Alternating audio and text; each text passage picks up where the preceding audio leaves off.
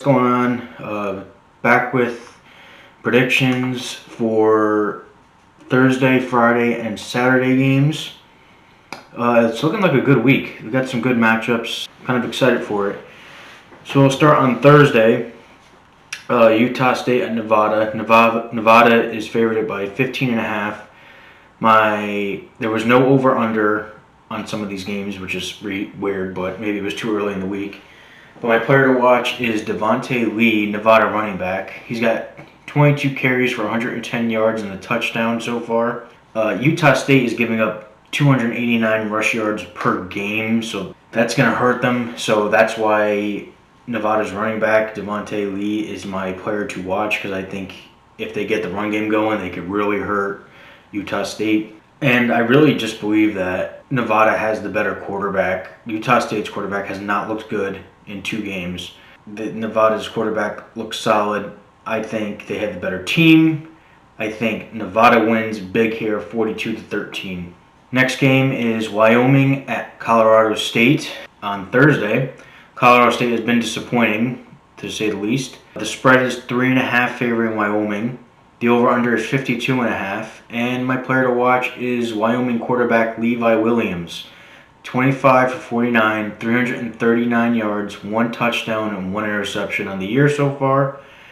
Both rushing defenses have done really well so far. Wyoming, 99.5 yards per game, and Colorado State, 84.0 yards per game. So both defenses doing good against the run. But Colorado State does give up much more total defense. They don't give a lot of rushing yards, but the passing game is a problem because they give up 348 passing yards. Well, they gave up 348 passing yards in their opener. So I think I don't have much to go on about Colorado State. They only played 1 game. They look bad in that 1 game. I'm going to say they continue to look bad and struggle. I'm going to say Wyoming wins this 31-9. Next game is San Jose State at San Diego State on Friday. Potentially, this could be a really good game. San Diego State is favored by 9.5. The over-under is 47.5. And my player to watch is not a specific player. It's the San Jose State run game. San Jose State only averages 83 rush yards per game, while San Diego State only allows 91 yards per game. So it's not San Jose State's strong suit, but it seems like that's the strong suit of San Diego State's defense. So that's an interesting matchup. San Diego State definitely has the better defense. They also outgained San Jose State on offense still, which is impressive because San Jose State has put up quite a bit of offense. San Diego State rushes for 347 yards per game, and San Jose State gives up 177 rush yards per game. So running is going to be big in this game for each team. If San Jose State doesn't manage to slow down the San Diego State running game, and they can't run the ball themselves, and it's kind of like a defensive battle maybe, I don't see San Jose State winning. If this game goes into a shootout where it's like 40 points for each team, I think San Jose State will have a chance. I don't think it gets there. I think San Diego State picks up the win 27-23. Next game is on Friday night, really late, and I'm surprised because could be a really, really good game. Is number 9 BYU at number 21 Boise State. It's pretty much BYU's real first test. I don't even know what Boise State is, only playing 2 games. So we'll have to see. My player to watch, well, BYU is favored by 3 points. There's no over-under for this game. Well, at least yesterday there wasn't when I was getting all the info on this game. My player to watch, of course, is Zach Wilson. He's 144 for 193, 2,152 yards, 19 touchdowns, and 2 interceptions. He is the player that needs to play perfect for BYU, and BYU's defense needs to make a difference in this game. I'm not sure if Hank Bachmeier will be back for Boise State. Boise State has got a lot of injuries. I'm not sure how they are. They've lost their star defensive end, Dimitri Washington.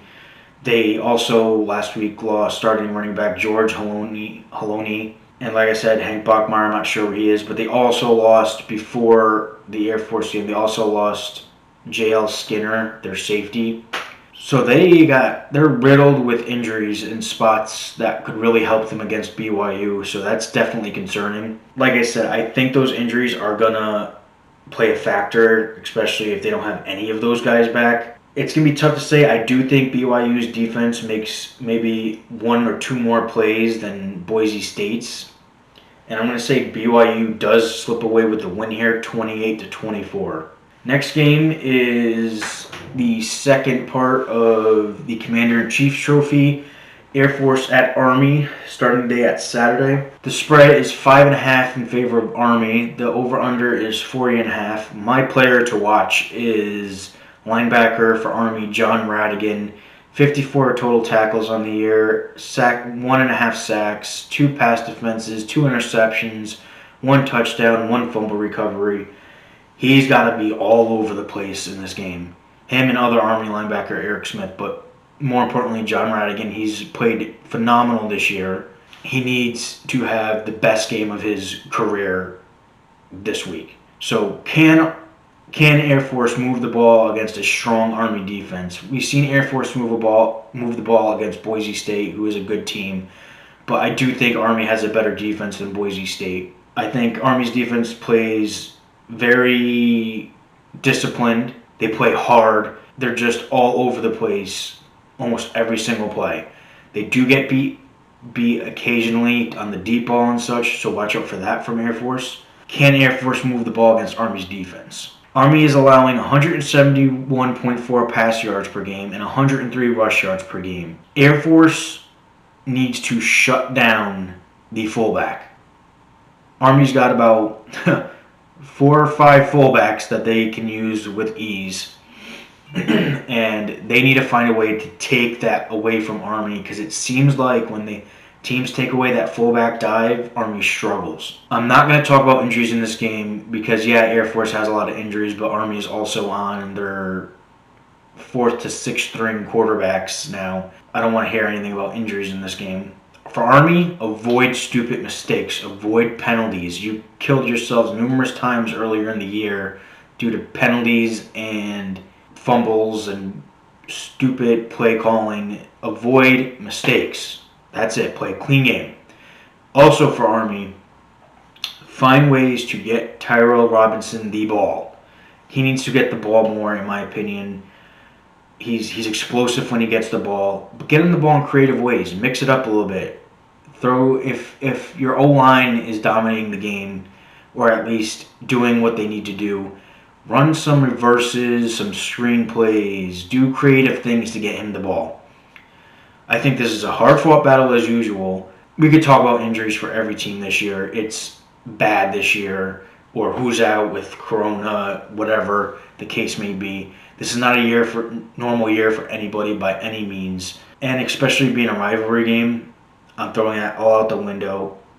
Army's going to win 24-20. As I said, I will not pick against my team, but I will admit if I was really, really worried, and I'm not worried.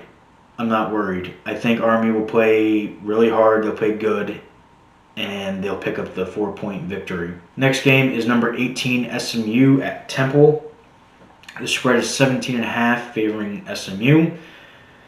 My player to watch is Ulysses Bentley. He's got 115 carries, 695 yards, and 10 touchdowns on the year, which seems impossible with the amount of touchdowns and yards Shane Buechele is putting up. But Temple gives up 213 rush yards per game. That's a problem when you go against SMU and Ulysses Bentley. I don't think there's any way Temple's offense keeps up with SMU's at all. I'm going to say maybe it stays close for a little bit, but then SMU pulls away. I think SMU gets to win 45-24. Next game is USF at Memphis. Memphis is favored by 17.5. The over-under is 64.5. My player to watch is USF quarterback Jordan McLeod. He's 74 for 119, 757 yards, 4 touchdowns, 2 interceptions. USF staying in this game depends on how good McLeod performs. He's not played really well all year. He's been benched at times. He needs to have a good game if they even want to have a chance. USF only scoring 18 points a game, that ain't going to do it here. Memphis puts up 33 points a game. USF, avoid the mental mistakes. Take advantage of a team that doesn't have the greatest defense.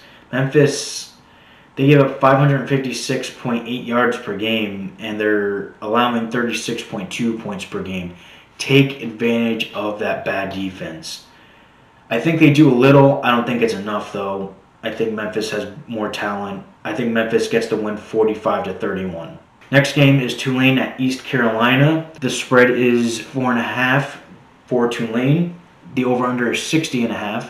My player to watch is the Pirates quarterback Colton Ahlers. 898 for 155, 1,003 yards, 9 touchdowns, and 5 interceptions. For East Carolina, stop Tulane's run game.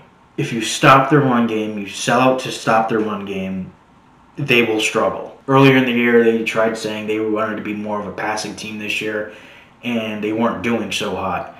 Then they kind of fed their running backs and their running game, and it started working a little bit better for them. That's the key for me in this. Sell out to stop Tulane's run game. I think the Pirates would be angry about last week with Tulsa, so I think that'll be play a factor. Numerically, both teams are even.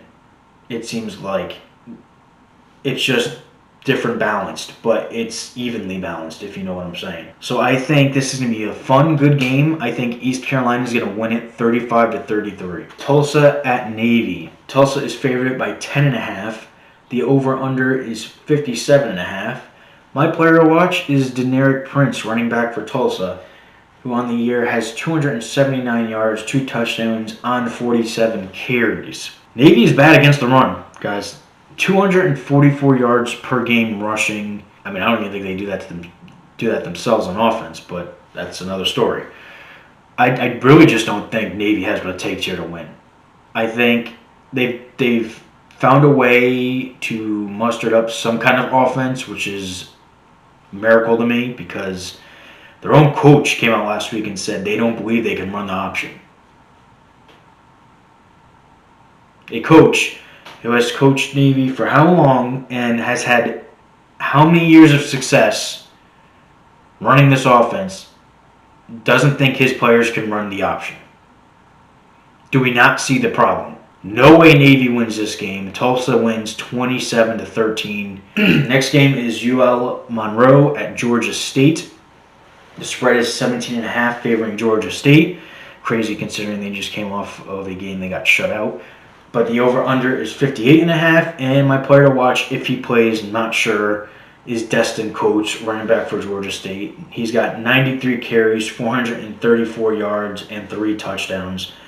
ULM, they give up 258 yards on the ground per game. Like I was talking about, Georgia State's coming off of that beatdown they took against Coastal Carolina, where they got shut out.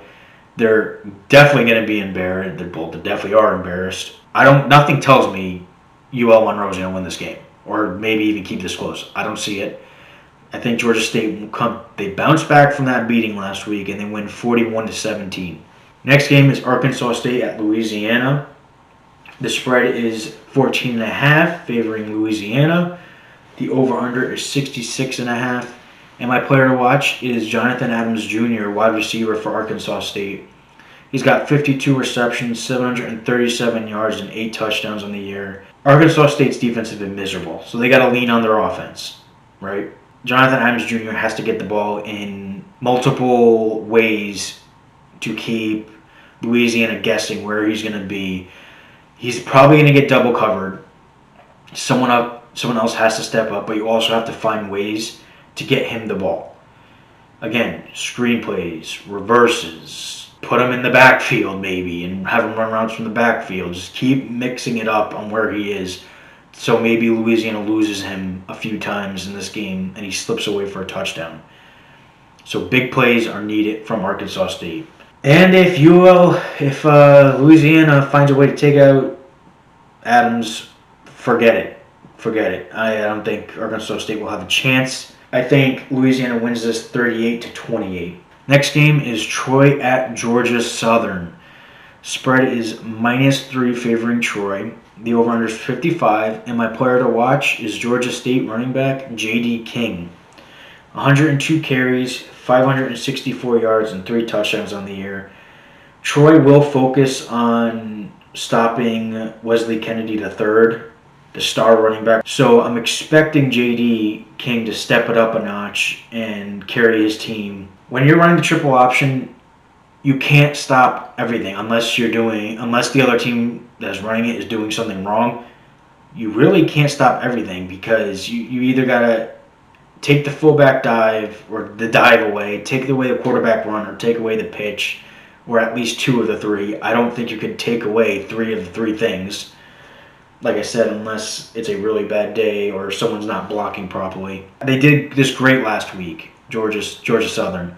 They put Wesley Kennedy in different spots of the field to keep the defense guessing. Have him run dives. Have him run, have him go to the outside. Have him run on pitch plays. Throw him in at quarterback. Maybe throw him in the slot as a receiver. I don't know how much of a good pass catcher he is, but make them focus on Wesley Kennedy so that J.D. King can take over the game. Big key for me. If you're Troy, try to get Georgia Southern into throwing situations. Shai Werts hasn't been great throwing the football this year. He's got like 5 touchdowns and 4 interceptions. He's been good. He was effective last week in the play action. But make them throw. Don't let this triple option offense get rolling. Don't let it get into a rhythm. Troy can't allow that. I think Georgia Southern slips away with the win here, 27-24. UMass at number 16, Marshall. Marshall is favored by 44.5. You see the concerned look on my face. The over-under is 55.5. And my player to watch? Anyone on UMass that can make a play. Anyone. Anyone. Just find something. UMass, they were already shut out last week in their opener against, not last week. I think it was 2 weeks ago against Georgia Southern. Marshall's got a lot better defense than Georgia Southern does.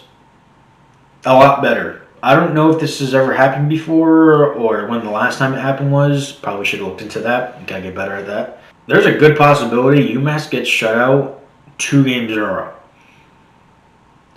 I think Marshall's going to win. There's nothing much more to say. I think Marshall's going to win 34-0. Next game is Appalachian State at Texas State. 17.5 favorite. Appalachian State is. The over-under is 57.5. My player to watch is Brady McBride, Texas State quarterback. He's 114 out of 198, 1,125 yards, 9 touchdowns, 7 interceptions. He has to be better in this game to have a shot. Has to. Appalachian State's defense, they're only giving up 17.6 points per game, so they're not going to allow you a lot of opportunities to score. Texas State's defense, going to be a big issue. 35 points per game, 481.3 yards per game, so it's going to be a problem here. I think they do put up a little points on Appalachian State, but I think Appalachian State wins 38-20. Next game is Houston at number 6 Cincinnati. The spread is -13.5 for Cincinnati. The over-under is 55. My player to watch is linebacker Jarrell White from Cincinnati. 49 tackles, 1 sack, 1 pass defense on the year. Clayton Tune needs to get the ball out of his hands quickly in this game. Maybe keep Cincinnati's defense guessing with a little no huddle maybe. Keep them on the field. Quick throws, slants, curls, screens, flats, outs. Just get the ball out of Clayton Tune's hands as soon as humanly possible. Just get it out of there. Trick plays, anything to keep Cincinnati's defense on their heels. If you let Cincinnati's defense settle and get comfortable, you're done.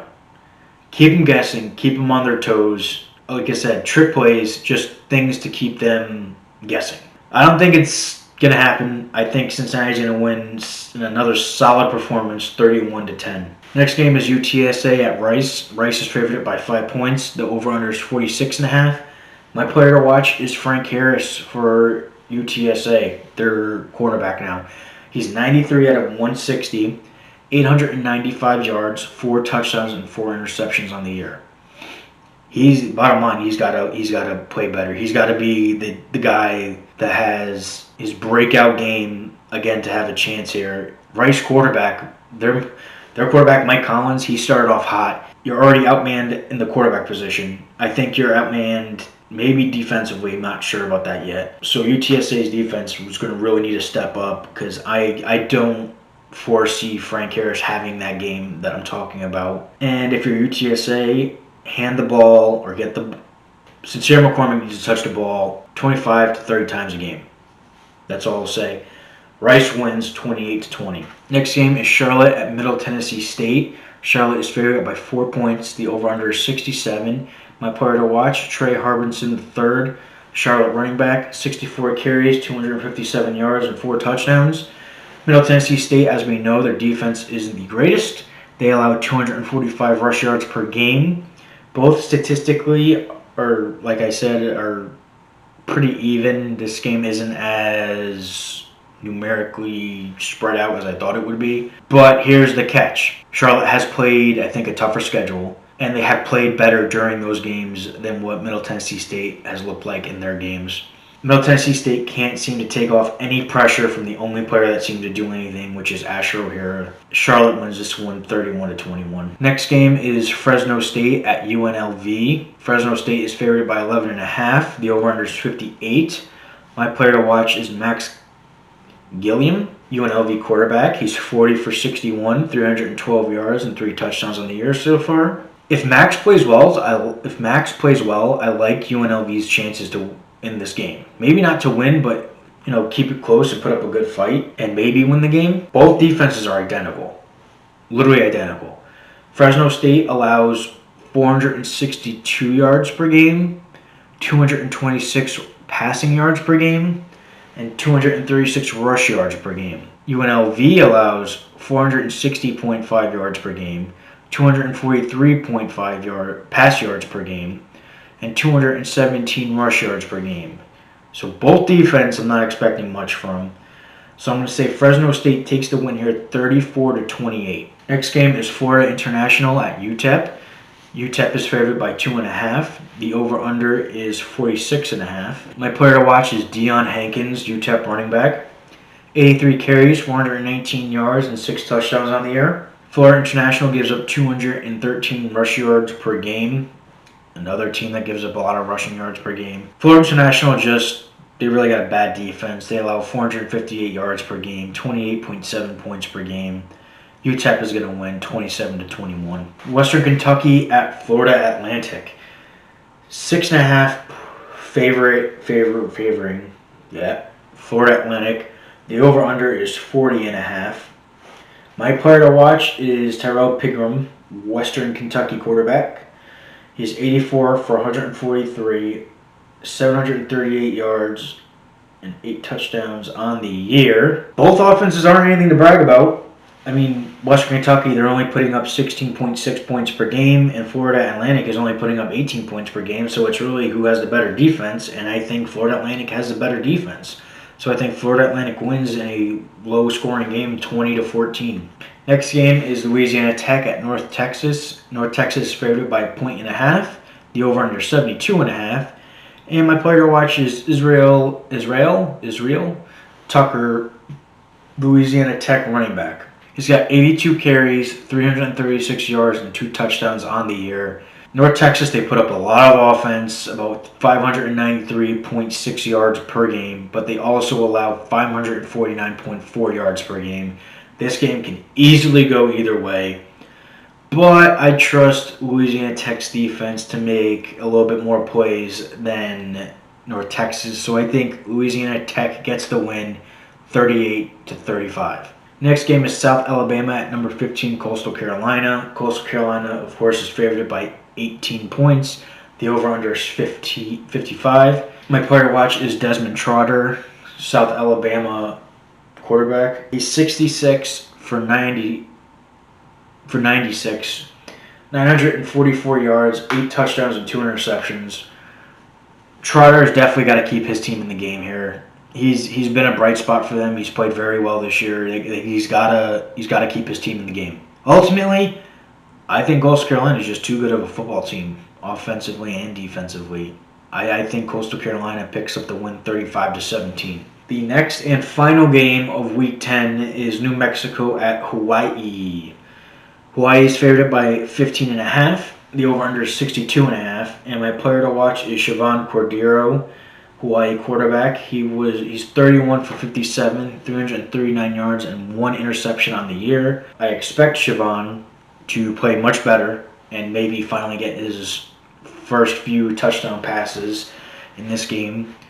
Hawaii will bounce back and play a complete game in this game. Hawaii wins 34-14. And that does it for week 10 already.